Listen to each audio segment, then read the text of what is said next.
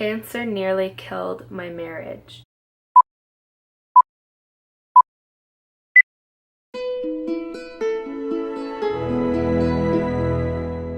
Why is everybody afraid of love? Love! Oh!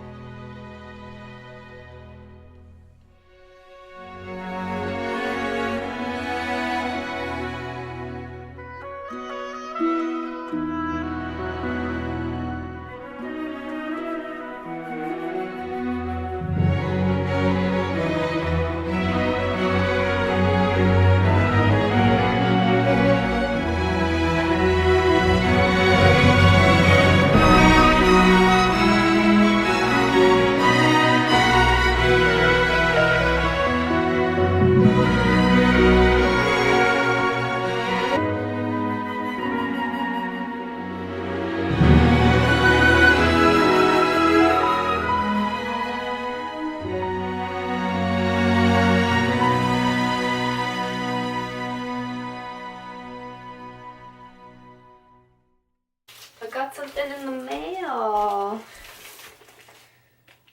It's from Walt Disney. Maybe it's maybe they're giving me Jake Paul's old Disney contract. Cause yeah, my brother messed up, but he still got his Disney contract. Then I'm down. Look at this. Yo. Are they joking? I'm not reading this. Hey, what's up guys? I'm trying a new angle and different positioning and I'm very self-conscious about it. So yeah, I thought I'd do a different web series because I got some questions on relationships. Any advice that you get from me is as equally professional as Dr. Phil is a doctor. So just keep that in mind. So I thought I'd start a new series called Love Cancer because, excuse me, sir, love can, sir, okay? Excuse me, love cancer, all right? It's a real bad pun. I'm gonna do a series, and like cancer, there are different stages of relationships you can have, like newly dating, I've been dating for a long time, even married, or you just started dating like mid-treatment. And before we dive on deep into that, speaking of like relationship, don't be this person. Don't be a Larry Ferrante of the internet. This is Larry Ferrante, Daniela Alfredo's fiance. I have not heard from her for approximately 4 weeks. Please call me or text me or email me if you know anything more about it. Area code. Cause yeah, my brother messed up. My number's 7. But he still got his Disney contract. Or my email is Lawrence. But he still got his Disney contract. At hotmail.com. Thank you. Girl, Daniela Alfredo, if you out there and you hear this, give your fiance a call. It's been 4 weeks. But yeah, so let's just get into this video. So this series is gonna be all different types of relationships, so you can't just like cover one. Maybe this video isn't your particular relationship, but this one's gonna be on what it's like to date someone with cancer. I was single, still am, and sorry, I just have to process my loneliness. So I was single the whole time through treatment, so I didn't think that I could give like that kind of advice, so I asked some fellow lymphomies about this. One of you asked me a great question, which I thought would be really helpful for everybody. So, hello, I found your channel a couple days ago and I loved it. My boyfriend has Hodgkin's lymphoma and tomorrow's his first chemo. I would like to ask if you have any advice as far as what I, as his girlfriend, can do to make this journey a little bit easier for him. Understand a little bit more about Hodgkin's lymphoma, and thank you for that. So, yay! I would say, so I give like 4 general things to remember is number 1, know your role. The first person says, I'll say this. One thing is that it costed a relationship, so someone has broken up. When they were trying to speak for me, we were at infusion, even though I was completely able and arguing with my oncologist, I broke up with him on the spot. So don't become the advocate of whoever unless they ask you to be. Have that conversation. So this one was really good. Patience. I was too tired to keep up friendships, even because I didn't have the... Wait, I can't read, by the way. I'm like very sped. Honestly, the best people to be around during treatment were the ones who would be willing to just sit and watch a movie with, and not get mad that I fell asleep. I also appreciate the ones who would listen or understood that just because I didn't have the energy to talk doesn't mean I didn't want them there. I also appreciate the people that I also appreciate the people that I could puke around and they wouldn't bring it up or freak out over it. Overall, calmness and patience was the most wanted attributes. At this point, you have to take each day as it comes and appreciate the small things. This one was amazing. I'm currently going through chemo with my girlfriend of 4 years, who I live with. Here's some real talk. Set your boundaries now. Are you going to try and act as any sort of caregiver to him? This is most likely yes. You have to be honest about what you can provide in the most dire of circumstances. Can you put his emotional needs in front, even if it means setting aside your own? Be honest, because it's okay if you're not ready. You just need to let him know that as his ally, you'll do what you can to help get him well, even if it means recruiting outside help. If it's unhealthy for you, know when it's time to stop. If it brings you together, lean in. There's joy in knowing you're really compatible with one another. It's so nice. If you don't live with the spouse, the boyfriend or girlfriend, just an occasional like thinking of you text or even some cards. They have really cool ones at Chapters or online. I'll put them in the description. Boundaries in the beginning are essential. As a caregiver, you need to be ready to do this without any expectation of getting something in return.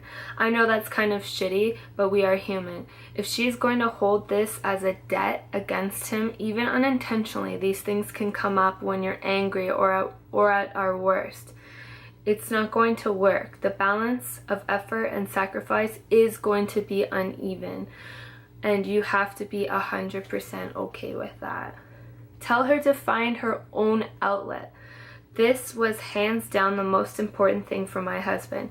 Just because I'm going through an elephant load of pain, this doesn't mean he stopped having his own struggles. It was so important for him to have an external person to lean on when things got tough for him, especially when I really couldn't be there to help. Also, this is going to hurt her too.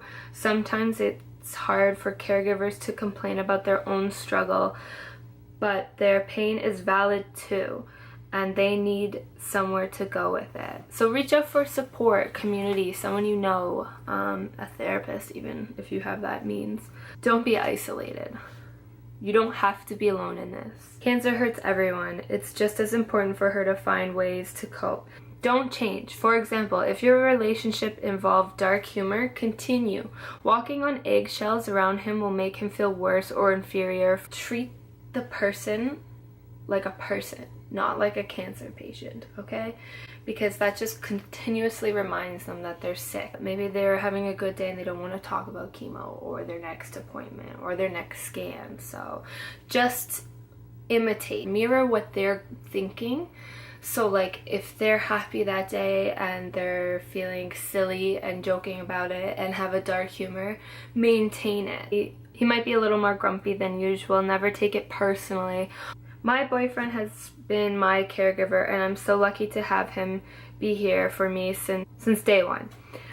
He kept me laughing and tried to keep my spirits high, especially when I wanted to give up. Support them. on the good days and hug them on the bad.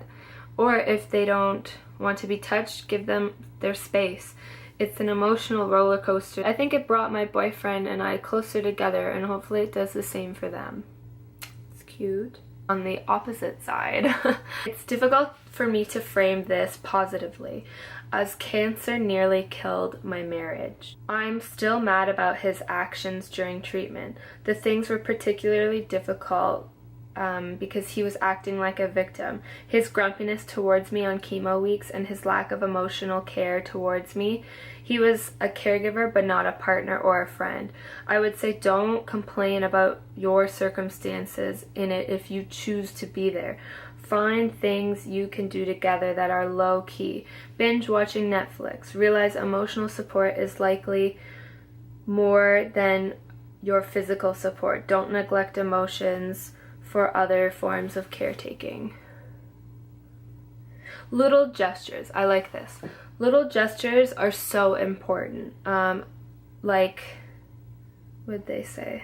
Little gestures like bringing him something to drink or parking closer to where you need to be is so helpful. Oh my god. Ugh. Just the idea of like, hey, let me drop you off and you can walk in saves, it basically is world peace. So this one said, I felt most supported when my boyfriend came with me to doctor's appointments but not infusions because I didn't see the sense of him sitting there for hours with me. But the appointments were where you get the news from your scans. It's good to have someone to be there with you, both emotionally and to help you remember what was said. He would record the doctor talking so I could listen later if I missed anything. That's so cute. This is the last one from another guy. Life on hold is okay as long as happiness exceeds the downs. I was an a-hole when I was sick. I treated her very bad and regret every day. I felt like a monster asking so much and thinking so little of how it was affecting her day to day. Just know your loved ones do care about you. No matter of my experience, yours will be entirely different as everyone's is. Just be there, if you will, and love as if it's just a moment or even a glimpse, because time will go on and in the stream of life you will both fuel each other for your next move. Don't be a housemaid, but know some extra responsibilities will occur. Same as if one of you had the flu for a couple months. Just take a step up, take care of the business and get through this. You got this. Tomorrow morning the sun will shine, and with it brings a chance of happiness and strength to both of you. Hope all the best. That is so cute. Yeah, so I'm thinking of doing a couple of these for a series. I know that RACHELI, an awesome YouTuber who also had Hodgkin's lymphoma, did talk about relationships as well, so I'll link her stuff below. Maybe I'll talk about my experience as being single and going through treatment, the friends I have, the friends I don't have, love and hate, and what's on my dinner plate. But anyways, it's mostly all good. I just want to be dramatic, so you tune in for next week. So I made an outro song because I'm trying to like make these videos really cool. So have a listen, and I'll put the full song separately. Until next time.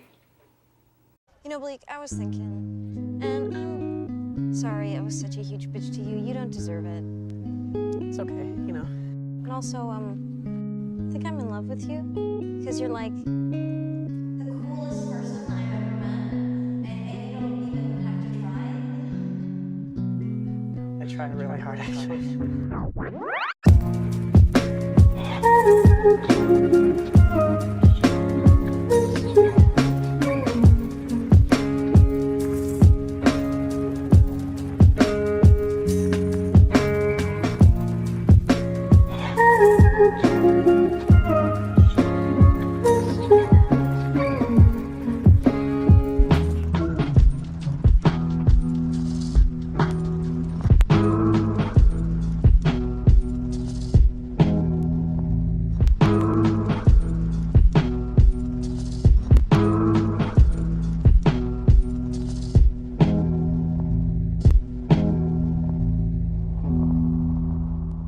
like everyone else.